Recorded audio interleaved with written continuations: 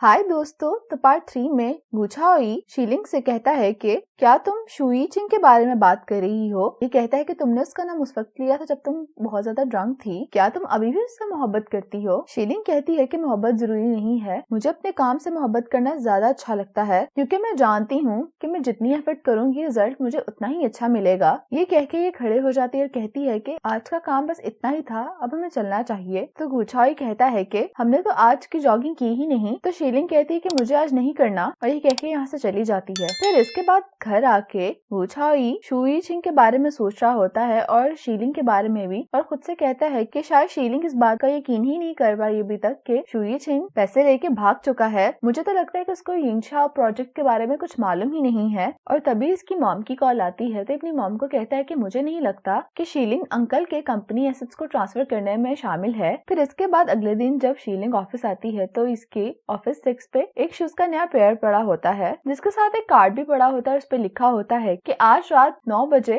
Jog करेंगे और उस चीज को पाएंगे जो कि हमारा दिल चाहता है। तभी रूम में गुछाओई आ जाता है और शीलिंग से पूछता है कि आपको जूते पूरे आ गए। तो इसके जवाब में शीलिंग कहती है कि आज रात 8 बजे के बारे में क्या ख्याल है। गुछाओई को समझ नहीं आती और कहता है कि मीटिंग पे सब आपका वेट करें, हम जल्दी बाहर आ जाएं। और जब ये बाहर आके देखती है तो कंपनी के तमाम स्टाफ ने ये नए जूते पहने होते हैं जो कि इन्हीं के ब्रांड के होते हैं, वो सिर्फ टेस्ट के लिए। जबकि शीलिंग समझ रही थी कि स्पेशली गुछाओई इसके लिए लेके आया होता है। इसके बाद मीटिंग शुरू हो जाती है। उनके शूज के लॉन्च के बारे में तमाम डिस्कशंस होने लग जाती हैं। शाओचिंग कहती है कि शूज की टैगलाइन भी डिसाइड हो गई है, आप एक दफा देख के बता दें कि आपको वो कैसी लगी है। और ये जो थोड़ी देर पहले इसने कार्ड पढ़ा था वो एक्चुअल में इनके ब्रांड की टैगलाइन थी। ये कहती है कि टैगलाइन किसने लिखी है, कोई भी हाथ खड़ा नहीं करता। तो ये कहती है कि काफी अच्छी लिखी है। तो मालूम होता है कि ये गुछाओई ने लिखी है और ये इसे प्रूव कर देती है। और फिर पूछती है कि कार्ड की टाइप सेटिंग किसने सेट की है। तो एंडी फौरी तौर पे हाथ खड़ा कर लेता है लेकिन ये इसे पसंद नहीं आती। तो कहती है कि तुम्हारा इस महीने का बोनस अब तुम्हें नहीं दिया जाएगा। फिर मीटिंग खत्म हो जाती है और शाम में ये अपने ऑफिस में ही बैठी होती है कि इसको एक अननोन नंबर से कॉल आती है। तो ये आदमी से कह रहा होता है कि तुम्हें क्या लगता था कि तुम अपना नंबर अपने घर का पता बदल लोगी तो क्या मैं तुम्हें कभी ढूंढ नहीं पाऊंगा। ये सुनते ही ये फौरन से डर जाती है, कॉल को डिक्लाइन कर देती है। ये इसी तरह थोड़ी सहमी हुई बाहर आती है तो देखती है कि गुछाओई बाहर बैठा होता है और कहता है कि क्या जॉगिंग पे नहीं जाना था, आप ही ने कहा था कि 8 बजे चलेंगे लेकिन आप खुद लेट आई। फिर सुन के ये मुस्कुराने लग जाती है और फिर इसके बाद ये दोनों जॉगिंग करने लग जाते हैं। शीलिंग जॉगिंग करते करते थक जाती है लेकिन गुछाओई इसे मोटिवेट कर रहा होता है कि तुम्हें इतनी जल्दी हार माननी नहीं चाहिए और इसे कहता है कि जॉगिंग को अपने हैबिट बनाना तुम्हारे अस्थमा के लिए काफी अच्छा है। ये कहती है कि हाँ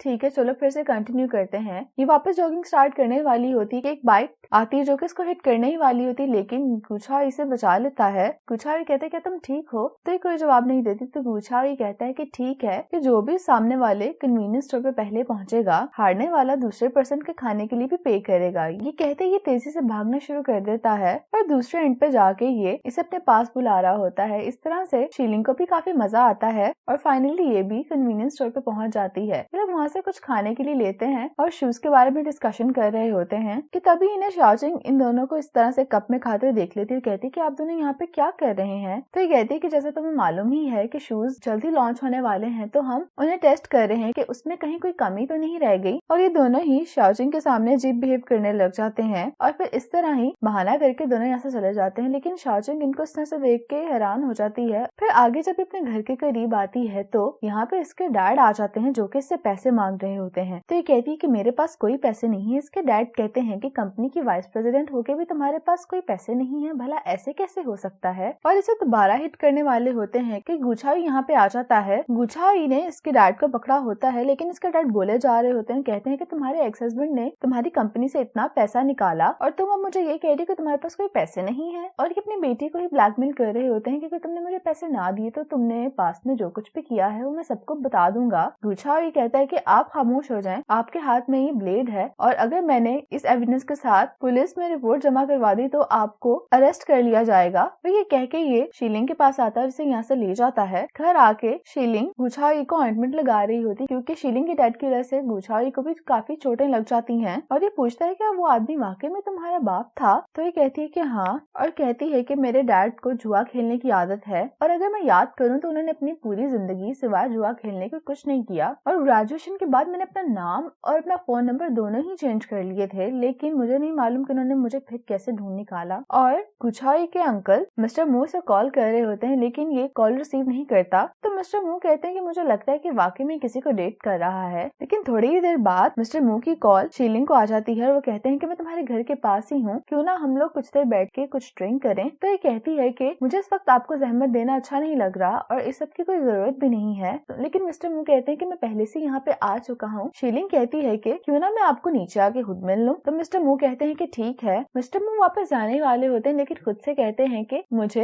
इस सरप्राइज के साथ खुद जाना चाहिए। ये दोनों भी बाहर आ ही रहे होते हैं और जैसे ही शीलिंग दरवाजा खोलती है, मिस्टर मू बाहर खड़े होते हैं। गुछाई अपने अंकल को देख के पीछे ही खड़ा हो जाता है। तो मिस्टर मू कहते हैं कि मैं तुम्हारे लिए कुछ बर्ड्स नेस्ट लाया हूँ। शीलिंग कहती है कि नीचे एक बार है, हम लोग वहाँ चलते हैं। और फिर गिफ्ट रखने के बाद मिस्टर मू के साथ चली जाती है और गुछाई अंदर ही रहता है। फिर इनके जाने के बाद यहाँ से गुछाई अपने घर वापस चला जाता है और ये घर आके सारी सिचुएशन को एनालाइज कर रहा होता है। खुद से कहता है कि इस बात से तो ये जाहिर हो गया है कि शीलिंग और मेरे अंकल दोनों रिलेशनशिप में नहीं हैं, लेकिन उनके डेटिंग के रूमर्स आखिर आए कहाँ से और वो आखिर स्प्रेड किसने किए। तभी इसके अंकल भी आ जाते हैं, कहते हैं कि आपने मुझे घर वापस बुलाया, लेकिन अब आप खुद इतना लेट क्यों आ रहे हैं। तो ये कहता है कि मैं तुम्हारी होने वाली आंट से मिलने के लिए गया हुआ था। तो ये बात सुनने के बाद गुछाई खुद से कहता है कि मुझे मालूम हो गया है कि इन रूमर्स को फैलाने का सोर्स आखिर कौन है। इसके अंकल कहते हैं कि तुम्हारे चेहरे पे क्या हुआ था। कहता है कि मैं गिर गया था। गुछाई कहते हैं कि आपके चेहरे पे आज कुछ और ही खुशी है, क्या आप अपने 8वें रिलेशनशिप में हैं। तो इसके अंकल कहते हैं कि तुम अभी ऐसा नहीं कह सकते, लेकिन मुझे ऐसा लगता है कि मैंने कुछ डेवलपमेंट की है। गुछाई कहता है कि अब आपकी डिवोर्स को 3 साल हो चुके हैं, तो मुझे लगता है कि अब आप ऐसा कर सकते हैं। अंकल कहते हैं कि तुम्हें मुझे कुछ बताना है। तो ये कहता है कि मैं यहाँ से जाना चाहता हूँ। अंकल कहते हैं कि आखिर इसकी क्या वजह है। तो ये कहता है कि मैं किसी को पसंद करता हूँ, तो इसलिए मुझे इसके कहीं आसपास ही रहना है। तो इसके अंकल कहते हैं कि मैं तुम्हें इसमें सपोर्ट करूंगा। फिर इसके बाद गुछाई कहता है कि आप मुझे इस लड़की के बारे में तो बताएं। तो मिस्टर मू शीलिंग की बहुत तारीफ करने लग जाते हैं और इसे हर लिहाज से परफेक्ट कह रहे होते हैं। गुछाई कहता है कि मेरा आपसे एक सवाल है, क्या आपको औरतें पसंद है या शादी। तो इसके अंकल कहते हैं कि किसी भी रिलेशनशिप की कोर वैल्यू क्या होती है। तो ये कहते हैं कि वैल्यूज की एक्सचेंज ही एक कोर रिलेशनशिप होती है और इस हिसाब से मैरिज वैल्यूज के एक्सचेंज का नाम है। तो इसीलिए किसी भी रिलेशनशिप की लास्टिंग एक मैरिज के सर्टिफिकेट पे नहीं होती। गुछाई कहते हैं लेकिन मैं आपसे हमेशा से एक सवाल पूछना चाहता था, और कहता है कि आपने मेरी पिछली 7 आंट्स को क्या सिंसियरली ट्रीट किया है। तो इस पे इसका अंकल कहता है कि हाँ, मेरे ख्याल में तो मैंने ऐसे ही किया है। मैंने उनको उनकी जरूरत की हमेशा हर चीज दी।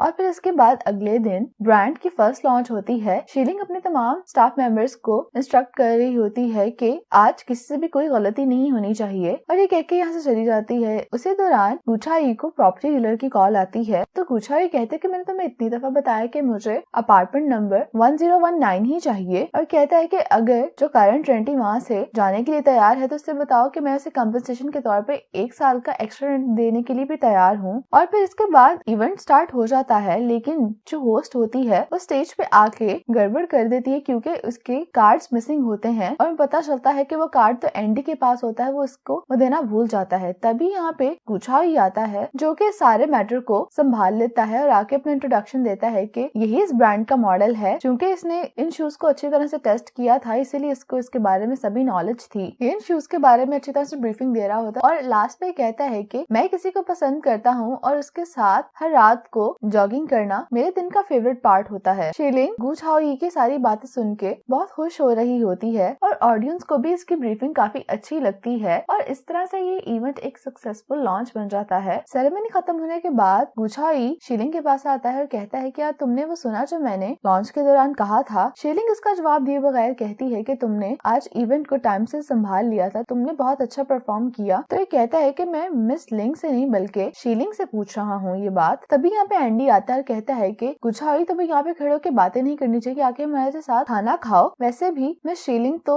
मोस्टली इस तरह के मील्स को ज्वाइन नहीं करती, लेकिन शीलिंग कहती है आज इतना इंपॉर्टेंट दिन है तो मैं आज जरूर आऊंगी। ये कह के यहाँ से चली जाती है और गुछाई भी चला जाता है। फिर इसके बाद ये सब लोग बैठ के खाना खाने लग जाते हैं। डिनर के दौरान शाओचिंग काफी ज्यादा ड्रिंक कर लेती है, कहती है कि तुमने लॉन्च के टाइम पे बताया था कि तुम किसी को पसंद करते हो, आखिर वो कौन है। तो गुछाई कहता है कि हाँ मैंने ऐसा कहा था, लेकिन मुझे ये बात नहीं मालूम कि वो भी मुझे पसंद करती है या नहीं। और शीलिंग सारे टाइम मुंह नीचे करके बैठी होती है। ये सुनने के बाद फौरन ही शाओचिंग गुछाई को कहती है कि मैं तुम्हें पसंद करती हूँ।